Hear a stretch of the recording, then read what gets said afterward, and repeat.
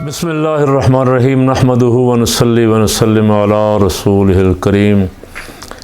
Bill आखिर फ़ैसले की घड़ी करीब आ गई है, जिसका इंतज़ार था, जिसकी वजह से कुछ की टांगें कांप रही हैं, कुछ की सांसें रुकी हुई हैं, कुछ की धड़कनें रुकने का ख़तरा है। जाती उम्रा से प्राइम मिनिस्टर हाउस और प्राइम मिनिस्टर हाउस से लंदन तक चंद दिन से फुल ज़ोर शोर के साथ, पूरे लाओ लश्कर के साथ पाकिस्तान की इम्पोर्टेड हुकूमत ने पाकिस्तान सुप्रीम कोर्ट पे हमला किया हुआ। अब पूरी कोशिश की है कि लड़ा दें, अब किसी न किसी तरह लड़ाएं और लड़ाने के बाद अपना मकसद निकालें। मुतालबा क्या, सुप्रीम कोर्ट गुनाह क्या कर रही है, सुप्रीम कोर्ट जुर्म क्या कर रही है जिसकी वजह से 3 जज बुरे लग रहे हैं। और सुप्रीम कोर्ट क्या रही है, इलेक्शन टाइम पे हो जाए, आइन पे अमल दरामद हो जाए।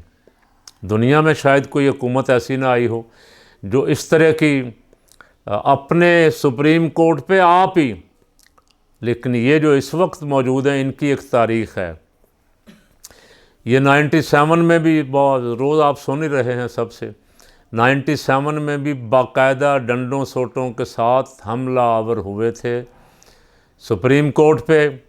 उस वक्त दूसरी पार्टी और पीपल पार्टी और इनका आपस में फटा था।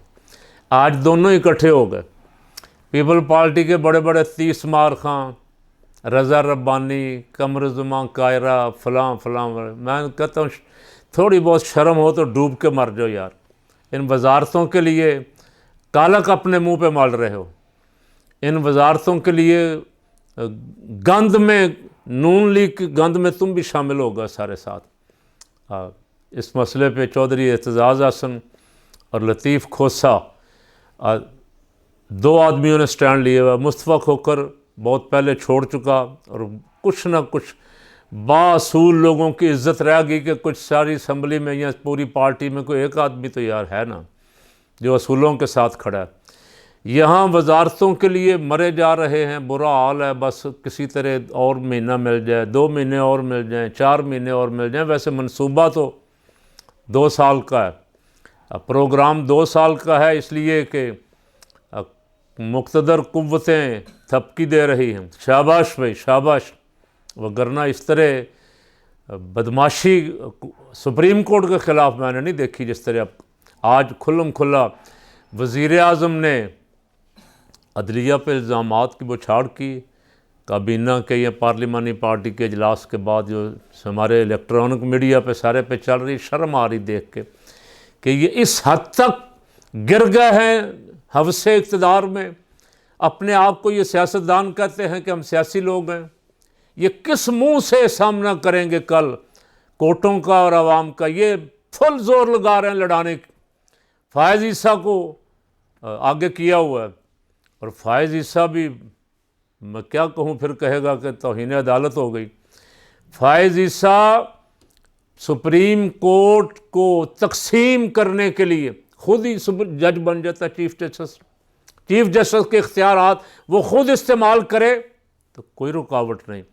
अगर चीफ जस्टिस उसको कहे कि ये आपने अपने हदूद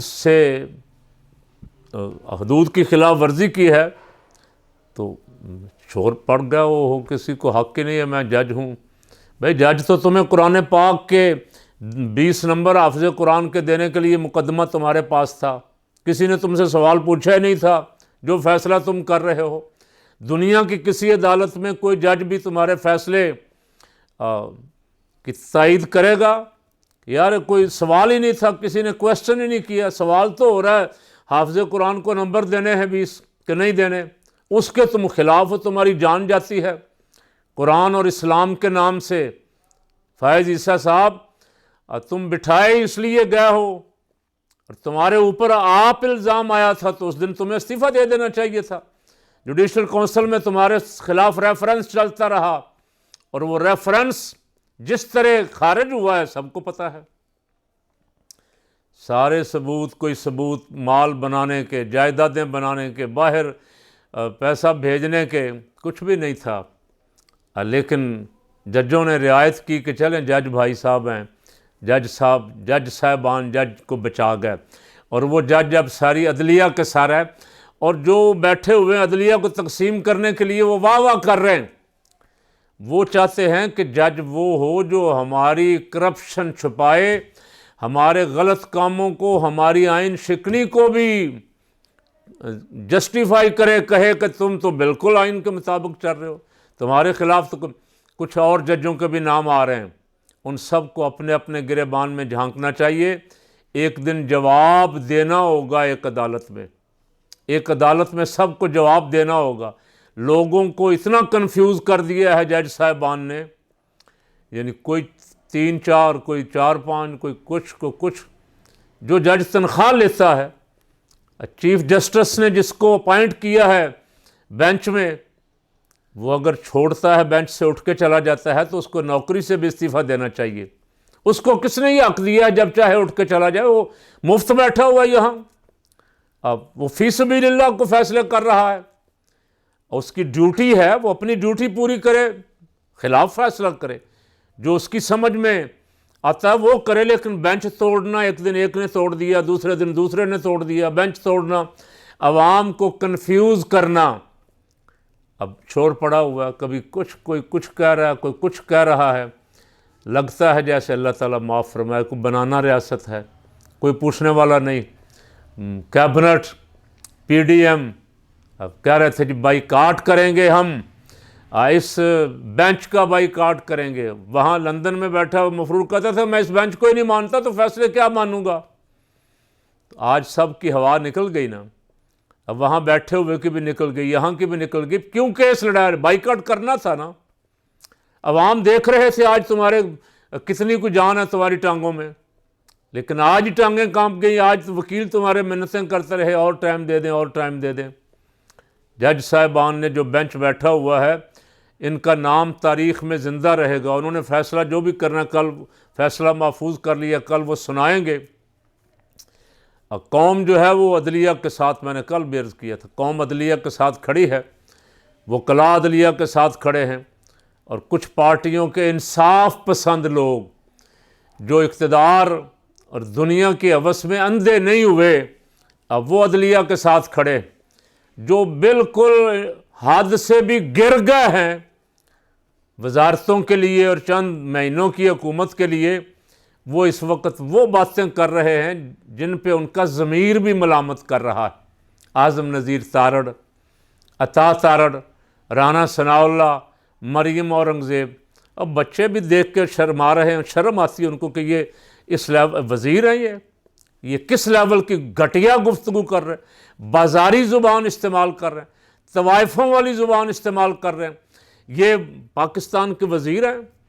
वज़ीर दाखिला साहब कह रहे हैं कि या हम रहेंगे या खान रहेगा। सीधी सीधी मारने की धमकी दे रहे हैं, कत्ल की धमकी दे रहे हैं। वो चाहते हैं कि अदलिया ऐसी हो कि हमें कोई पूछे ना। कल मैंने देखा एक जानवर नुमा इंसान, वो कह रहा था जी चीफ जस्टिस और सारे जज बराबर होते हैं, किसी को कोई ऐसा उनको नहीं है कि वो ये कर लें तो वो कर लें। तो फिर साहब वज़ीर आज़म और तमाम वज़ीर भी बराबर ही होगा ना, स्पीकर और तमाम कौमी असम्बली के मेंबरान भी बराबर हो गए। अब बाकी हर जगह सुपरमेसी लीडर वहाँ बैठा हुआ है भी भगोड़ा, कहते हो कायद हमारा वो है। तो यहाँ जिस इदारे का, जिस जमात का कोई कायद, कोई अमीर ही ना हो, वो कैसे चलेगी? चीफ जस्टिस का इख्तियार ही मानने के लिए तैयार नहीं। चीफ जस्टिस बेंच बनाएगा, चीफ जस्टिस जजों के नाम अपॉइंट करेगा, कौन कौन बेंच में होगा, और ये सारा कुछ तो बच्चे बच्चे को पता है। तुम टीवी पे चैनलों पे बैठ के लोगों को बेवकूफ़ बनाने की कोशिश कर रहे हो। दुआ करता हूँ कि अल्लाह करीम ये जितने साजिशी हैं जो इस वक्त मुल्क के आइन के दर पे हैं, जो इलेक्शन से खौफज़दा हैं, जो घबराए हुए हैं, जिनकी धड़कनें कल तक के लिए रुकी हुई हैं, अल्लाह रब्बुल आलमीन इनके शर से इस मुल्क को महफूज रखे, पाकिस्तान की हिफाजत फरमाए और पाकिस्तान ऐसा फ़ैसला आए जिससे पाकिस्तान मजबूत हो के, पाकिस्तान इन मुश्किलात से निकल के आगे की तरफ तरक्की की राह पर गामज़न हो जाए। अल्लाह इस मुल्क की हिफाजत फरमाए।